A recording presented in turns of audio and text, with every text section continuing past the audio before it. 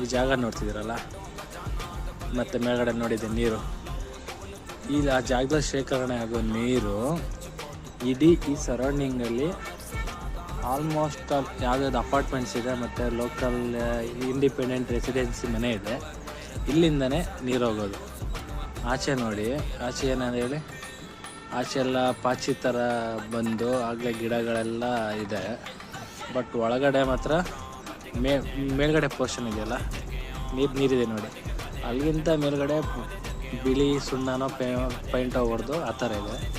But ನನಗಿಲ್ಲಿ ನಾನು ನೋಡ್ತಿರೋದ್ರಿಂದ ಆ ನೀರು ಲೆವೆಲ್ ಕೆಳಗಿದೆಯಲ್ಲ, ಅದೆಲ್ಲ ಪಾಚಿ ಇದೆ. ನೀವೇ ಅರ್ಥ ಮಾಡ್ಕೊಳ್ಬೇಕು ಇಲ್ಲಿ ಯಾರ್ಯಾರು ಯಾವ್ಯಾವ ಥರ ನೀರು ತರಿಸ್ಕೊಳ್ತಾ ಇದ್ದೀರಾ ಟ್ಯಾಂಕರ್ಗಳಿಂದ ಅಂತ.